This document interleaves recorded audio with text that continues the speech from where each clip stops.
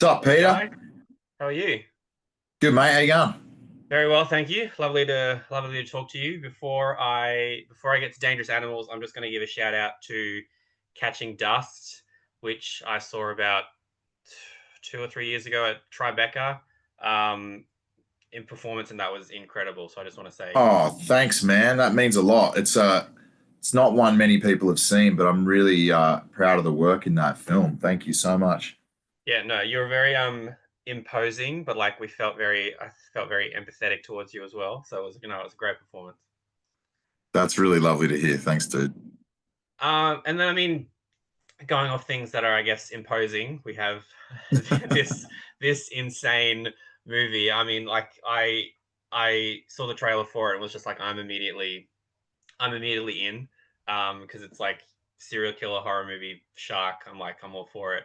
And I was like, this is the kind of unique menace to this guy, like intellectualizes their violence. Like, did you see this character as operating from trauma, ideology, or is he just like pure instinct? Like, what was your entry point into understanding him?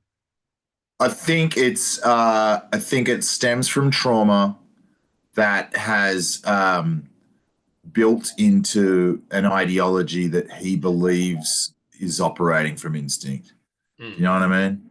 mm, It's kind of like, there's a real damaged kid inside of Tucker, and there's those wounds he hasn't like healed at all. He's mm, very like he's kind of has a I feel like there's a hole inside him, but how he filled that was through this kind of connection that he decided he'd drawn with the shark itself. And I think there's something kind of mythical about that for him.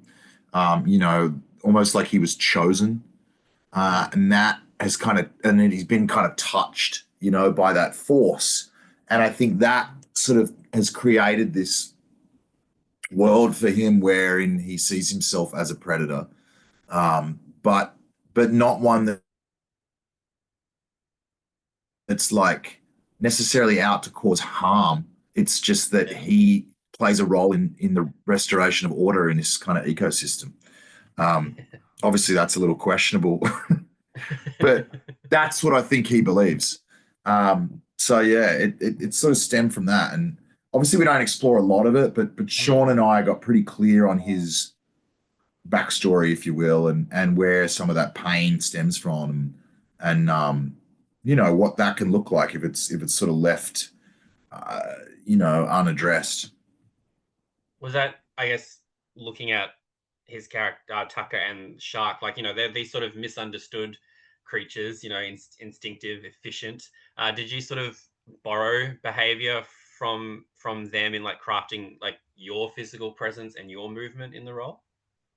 Ooh, it's a good question. I didn't really. I mean, there's an idea of it, but it wasn't something I fed too much into. I mean, I think those things kind of come in a way where it's good to like play with, and then you sort of let it like set and forget, and it not be the kind of thing where I'm like hammering myself with influence to try and put that on display. But certainly it's on the page, the way he operates, and how he likes to carry these things out. I mean, it would have been cool to have a few more killings in the film so we could see a bit more of that. But yeah, I mean, he I think that all just kind of feeds into the way he works, and he really does believe in that. And for me, honestly, that's where like I had to have some empathy for him in building my approach to it. Like he's a dude that like really believes in this crusade.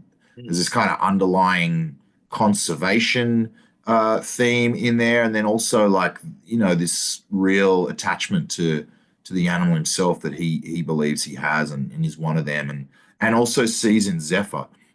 Mm. I think that sort of feeds an obsession there with her, is that he feels like they're kindred in some way, but yeah, obviously it's all a little misguided.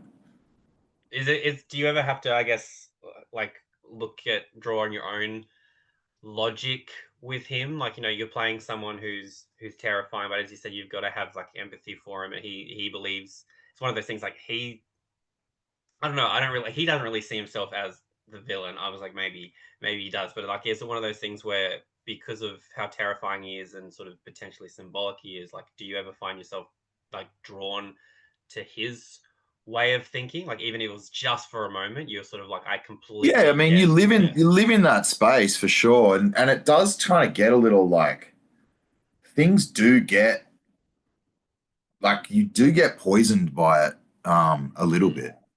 You know, I remember like making this film and coming home, and my wife was like, you know, there was a moment where she was like, can't wait till we wash this character off, you know, and it's not like I'm walking in the door as Tucker, but there's always gonna, when you sit in that for 12, 13, 14 hours a day, there's always going to be like some stuff that you kind of drag around with you.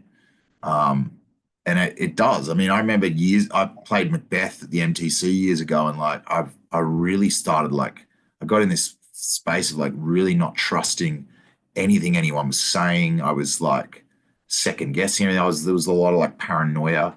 And it's just because you're like living in the world and you just, I don't know, you do have to kind of find tools to shed it. Fortunately, on this, we were, you know, it was a very like fun social environment as well. And Hass and Josh and I are all like really, really, really good friends now, and got to know each other's families and all that stuff. So we were able to like break the spell pretty readily, which is good because you know Tucker, man. I mean, I had nights on this job where we were literally like, okay, time out. This is like too much. Um, you know, there's a scene early on where character Heather is strung up in a harness, like hanging off the back of a boat. I mean, you're shooting that in the middle of the night, a young woman like screaming for her life and doing a mm. phenomenal job because she's such a gifted actress. And, you know, it's all at your hand. And it's like, I don't know, man. It's like the crew was squirming. And, so yeah, you definitely find your boundaries with it, and I think you have to be careful not to get the lines too blurred. Some actors aren't that good at it, and they need to like really, really, really believe in it in order for it to feel real for themselves. And I think that can be it's a pretty dangerous place to operate when you're dealing with someone like this. Well, I mean, well, take it as a compliment that you did it incredibly well, because like, and like same thing, like I was watching you being like, I'm terrified of Tucker, but I was watching you being like, when he's dancing around in his underwear like an absolute It's good crazy man, fun. I was like, It's good fun. Who wouldn't want to have a beer with Tucker? You know what I mean? that. I mean, I was like, take away the fact that he wants to kill everybody. This is just a crazy, like, this is just a larrikin that we can all get behind. Cringy, it's just your cringy, crazy uncle. You know what I mean? It's like he's all right. He's good for a story. He knows a lot about sharks. Like, you know, he'd take you on an adventure. That's for sure. Was there, when it came to this, like, were there any, I guess, physical physical demands that other previous roles that you hadn't tapped into with this one?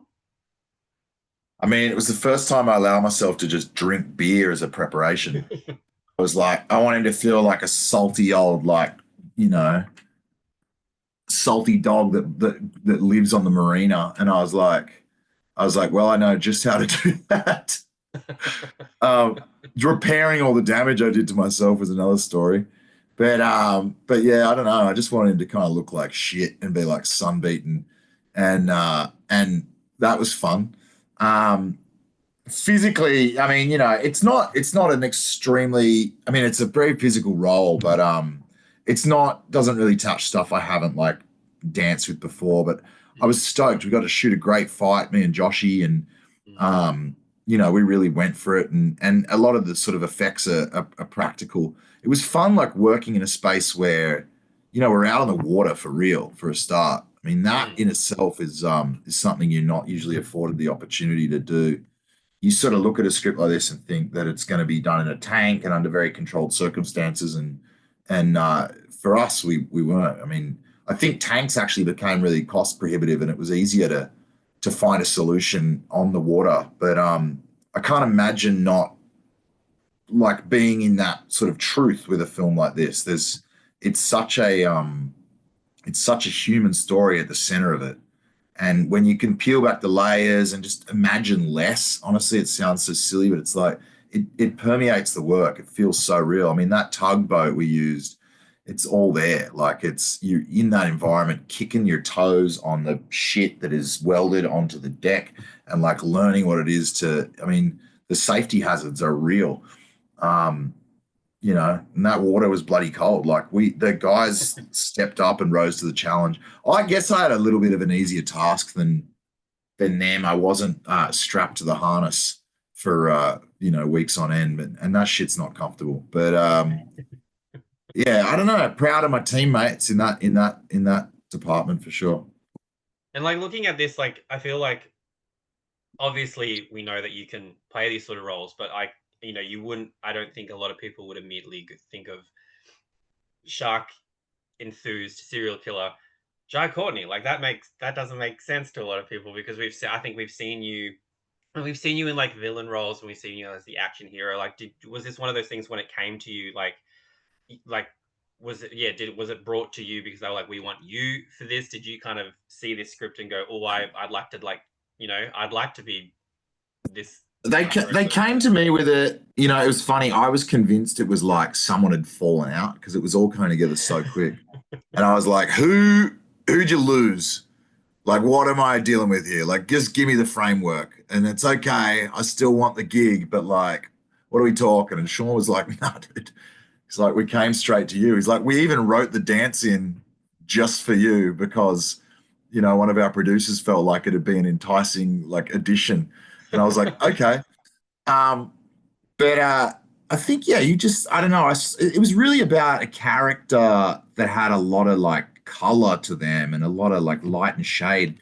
The fact that he's a shark obsessed serial killer is sort of that's like the log line, but really it was about the human that was in there as well. And it's I don't know, I just saw a chance to be able to tap into his vulnerability a little, to be able to be the performer. He's like really passionate about being the boat captain as well. That's like his existence is very real.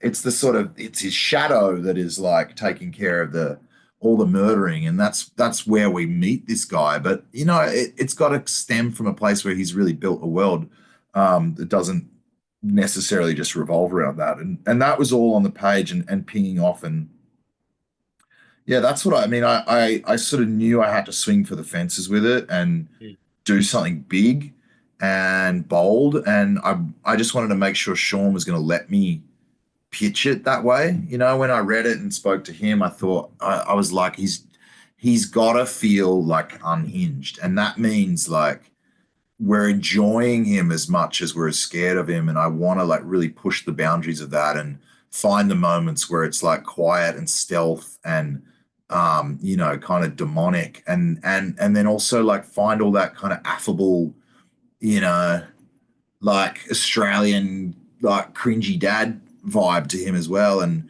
if you can figure out how to balance that all, then we should be able to come up with something that people can have fun with. Well, yeah, I mean, I don't know. It could be because I just like Jai Courtney as an actor, but as I said, when I was watching it, I was like, I can like, yeah, he's not doing nice things, but it's like when you're explain like when your character is explaining about sharks and how like we're in their territory and they're just like protecting themselves, and I sort of feel like he's just protecting himself, but just on a really extreme level. So I'm very That's what glad he that that's what he yeah. thinks, mate. I'm glad it resonated with you. So I was like, I'm very glad that they decided to go, well, you know what, we want to see Jai Courtney drinking beer, dancing in his underwear, and they went, and then you decided to sign off on it. So yeah, as I said, like I went into I had so much fun with this. Like it knows exactly what kind of tone it wants to go for. Everybody's performances are so committed, and it sort of makes this film. I think some people will sort of hear the log line and it ends up being just so much more. So I just want to say that hats off to everybody. It was Thanks, man. incredible. Thank you so much. Appreciate that.